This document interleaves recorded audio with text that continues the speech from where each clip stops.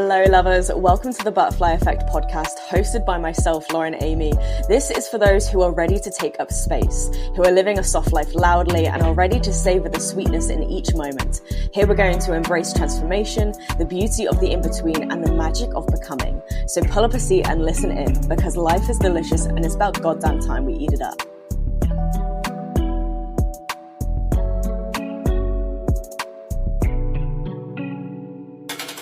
Stunners, what if we created our own lifelong love story set to rival any kind of rom-com that you've ever seen, any fantasy smut book that you've possibly ever read? What if we were to create this epic lifelong love story right here, right now? Because you have the power to do exactly that. And whilst we might not have the power to wield lightning or communicate to dragons, you can tell this is coming from someone who's read a lot of fantasy smut. All right, whilst we not have the power to do that, we have the power to create this lifelong love story for ourselves that perhaps doesn't even necessarily involve a romantic partner. Sit down, buckle up, here she goes. Hello lovers, happy Wellness Wednesday. Welcome back to the Butterfly Effect podcast. We are continuing, concluding in our way, our exploration through this month of devotion, okay? And I want to draw this exploration to a close, or I suppose draw this chapter to a close, because after all, devotion is a practice that stays, right? Devotion is something we can continuously choose time and time again. This month, everything that has been delivered through the podcast and in practice, both online and in person, has just been an invitation for you to welcome in these little downloads, all right? To get you thinking, to hopefully leave you feel inspired at how you can devote yourselves or see every step you take as bold, as courageous, as an act of devotion, to see yourself as sacred, to treat yourself as your most treasured, prized possession, to fall back in love with your essence, right? That's literally what we've been exploring the past 4 weeks. And again, I want to remind us all that this hasn't been like a 28-day challenge of intensity. No, it's about integrity, reminding you of your integrity and remind yourself of your ability to choose yourself, okay? I know February is the month of love after all, and I feel like I've spoken about it so much that in a way I'm even giving myself the ick because, love schmuv, you know what I mean? But what if the greatest love story you will ever experience isn't something that finds you, but something that you can choose to build within yourself? Again, whilst we don't necessarily live in a world where we can wield magic and ride dragons, much to our dismay, and actually I feel like I've been slightly robbed at the chance of that, but we do live in a world where we can create our own form of magic, right? Using our imagination, using our commitment, our ability to commit to something, using our courage, using our own tenacity to keep on going. When we talk about love stories, right? Or if you imagine the love stories you've seen recently, or the books you've read, it's always about this kind of intensity, right? There's chemistry, there's sparks, there's these big grand gestures where we are finally being chosen, right? And we put ourselves in the shoes of this, I don't know, female character or like whatever character, and you imagine it for yourself. But again, what if the real work of your love story isn't about being chosen, it's about choosing. It's about you choosing yourself. It's about you choosing to stay. It's about you choosing to return. It's about you choosing to honor what you have already said matters to you. And actually, on the topic of love stories, I saw Wuthering Heights over the weekend. And I know it's not technically a love story. It's like a tragic love story. But that film just really pissed me off. If you haven't seen it, feel free to skip through the next 5 minutes or so, because I might go into a little bit of a rant here. But I do feel like this story has something we can take with us into our current day today. All right, the two main people, Heathcliff and Kathy, they are so silly, so silly, because if they'd just been honest with one another from the start, nothing would have happened, all right? And they would have been able to continue and frolic throughout their love story and had a joyous time. Obviously, the dad was a bit of a dick and, and Nellie, what an absolute arse. but they would have had each other if they were just bloody honest with each other. And that's why the film really angers me, because it depicts the mistakes that we make in a very like tragic and dramatic kind of way. It depicts the mistakes that we make all the while because we shy away from being honest, and we shy away from committing to something. We shy away from choosing what we have already said really matters. But anyway, feel free to go see the film still and, I don't know, create your own opinion of it, sure. And if you've read the book, you kind of know what I'm already on about anyway. But that film was pure rage bait, I'm sure of it. I'm so sure of it. Anyway, getting back to your love story, right? The love story that you are living right here, right now. And sure, there's probably moments where it doesn't feel like a love story. Maybe it feels like you're just bumbling your way through, trying to figure things out and just moving from A to B kind of on this default habitual path, right? But again, this month we've explored devotion in layers, all right? Like I said before, we talked firstly about falling in love with your very essence, what makes you, your unique power, just your uniqueness overall. And then we touched upon treating ourselves as sacred, because you are. Treating yourself like your most treasured, prized possession, because you are. This body of yours, this vessel of yours, again, it allows you to experience this world around you, treating it like your most prized possession, because it is, okay? Because you are. And then we obviously last week stepped into something a little bit more bold, a little bit more courageous, right? Seeing every act of courage that we display day in, day out as another act of devotion. It is so brave to keep your heart open. It is so bold to keep yourself soft in a world that is desperate to keep you tiny, small, rigid, and compact, okay? And so perhaps now we arrive at something quieter, but perhaps equally or just even more powerful, right? We're getting into the embodiment of devotion because we understand devotion now. We know what it means, okay? We can describe it, we can define it through words, all right? But now we come to know it through feeling. We embody it in everything we do, the way in which we think, our mindset, how we show up. We embody devotion and we choose it time and time again. So asking ourselves, how are we going to continue?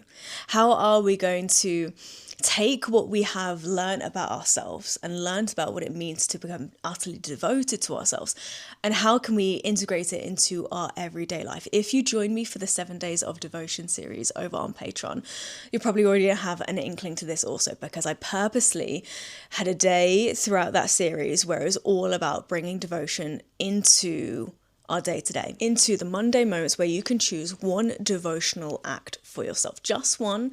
That's all it needs to be. And again, it doesn't need to be this grand gesture, this grand intensity, just one act of devotion. Because again, this lifelong love story that we're creating as a result isn't built purely on these peak moments, all right? It's built on consistency. It's built on those small, tiny promises you keep when no one else is watching. So you're not, again, performing, you're not putting on a show for anyone else. You're keeping these promises to yourself, even when no one else is watching, no one else is listening, just you.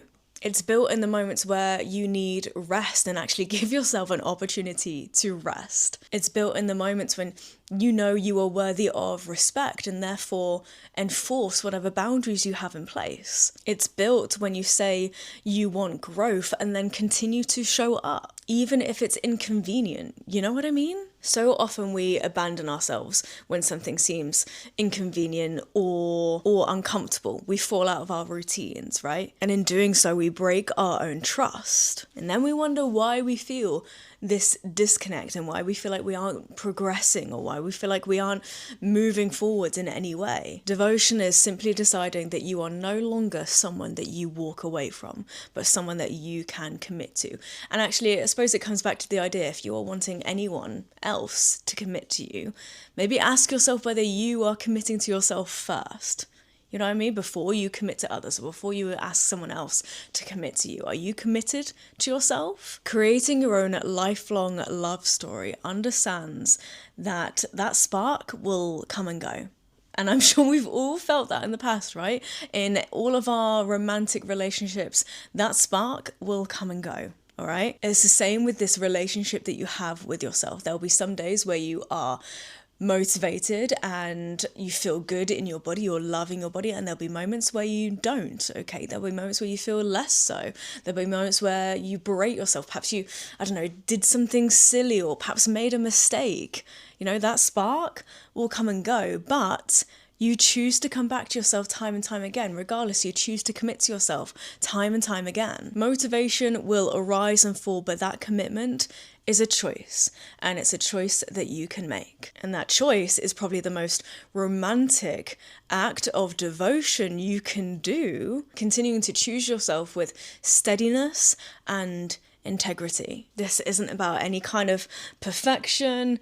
This is about returning time and time again. It's known that you will drift as you continue to figure things out in the best way you can do for you, but you will always come back. You will choose to come back. And when you choose to come back to yourself, lovers, let me tell you, it feels magical. It feels utterly divine. I was having the most mundane of Sunday evenings, all right?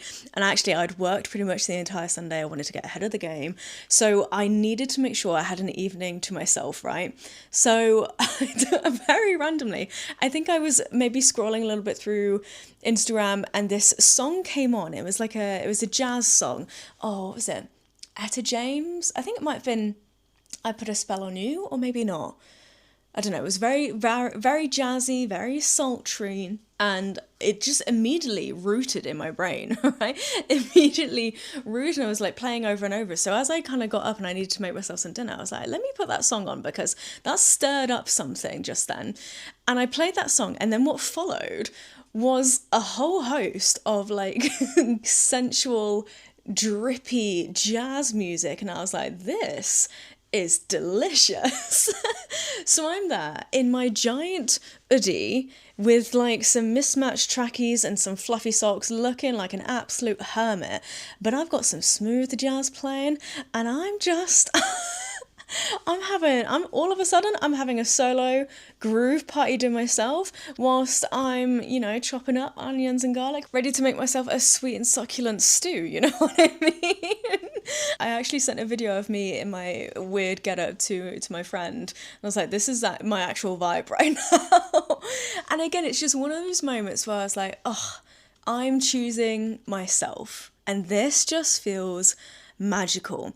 I've spoken a little bit about the level of peace I've experienced recently.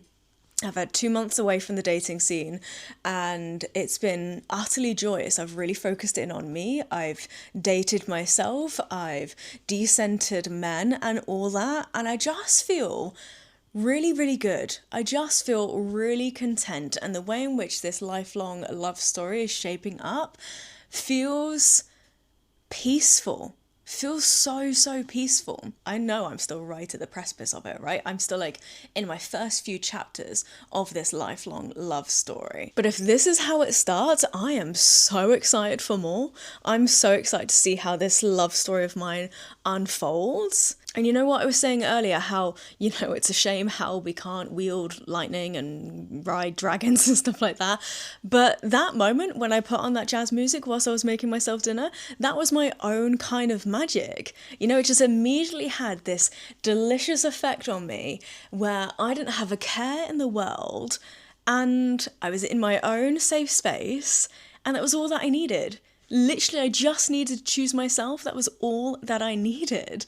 You don't need these grand gestures. You don't need to buy the most expensive outfit you can imagine. You don't need to throw all this money at online shopping when you're just feeling a little bit lonely. You don't need to go through this, performative act or display of self-love. It's just choosing yourself. That's literally all you need to do. And however you do decide to choose yourself, notice the magic that lands in your body as a result of that. Notice the tingling in your toes, the buzzing in your fingertips, the sparkle return back to your eyes.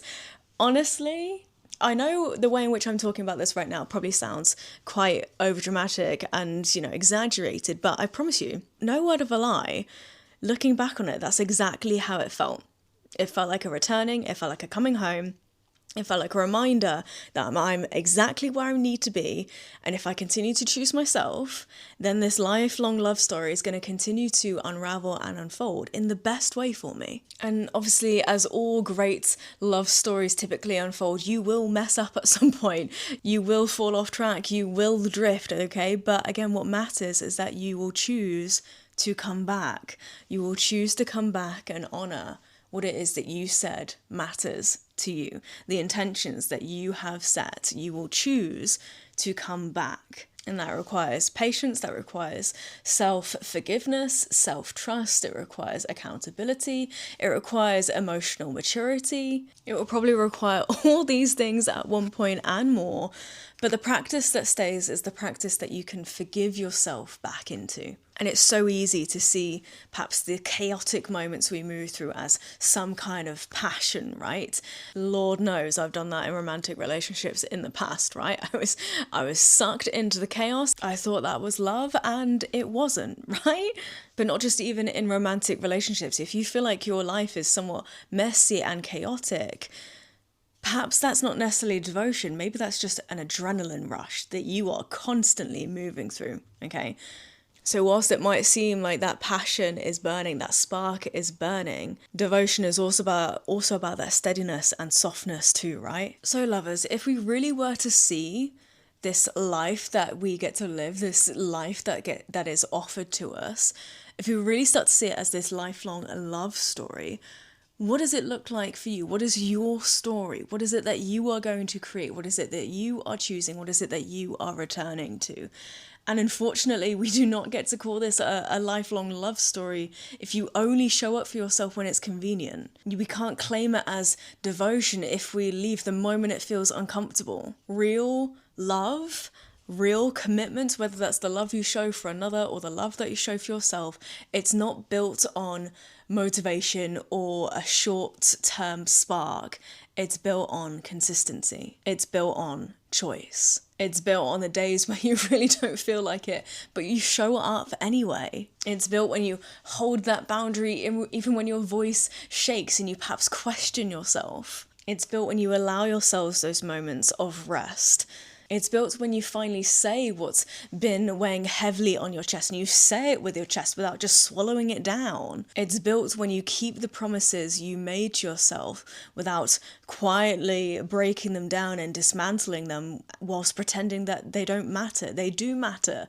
Those are promises that you made to yourself. They matter. And again, I know this might sound dramatic, but every time you choose to not show up, that is a betrayal in some way. That is a betrayal that teaches your nervous system that you aren't safe in your own hands. And that is a tragedy. That's Wuthering Heights all over again.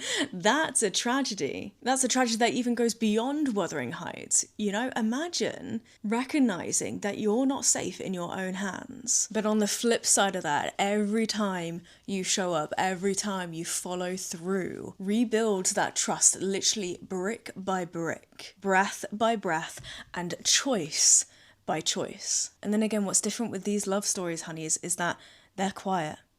They're subtle, they're not loud, they're not performative, they're not dramatic. Devotion stops becoming a performance and it just becomes your normal. It becomes the way in which you speak to yourself, the way in which you move, and you no longer feel as though you have to hype yourself up or talk yourself into loving yourself just as you are. You just do, you just stay, you just return. That is the embodiment of devotion. That's the real love story. It's not fireworks, it's not chaos. It's just that steady beating heart, that knowledge that you are not someone you walk away from anymore. Oh my goodness. Oh my goodness, loves. I don't mean to shout aggressively at devotion at you each week, but I feel like this has become a topic that I've been particularly, what's the word? I'd guess particularly devoted to. I'm devoted to devotion. So lovers, as we round up this final exploration, again, remind yourself that you don't need a dramatic intervention. You don't need to become someone entirely new. You just need to keep returning to the person that you already are. that you already know yourself to be. Continue to create their own epic, lifelong love story, not with fireworks, but with follow through, not with intensity, but integrity. And trust that the most powerful relationship that you will ever build is the one that you build with yourself. All right, lovers, I hope you have enjoyed our 4-week exploration into devotion. Let's see what next month will bring, who knows? But it has been a joy to have this deep dive into devotion with you. And I hope it's stirred up some musings. I hope this has landed for you in some way. And I can't wait to see that lifelong love story of yours pan out and unfold in the most beautiful, delicious, decadent of ways. All right, I love you. Go thrive. Mwah!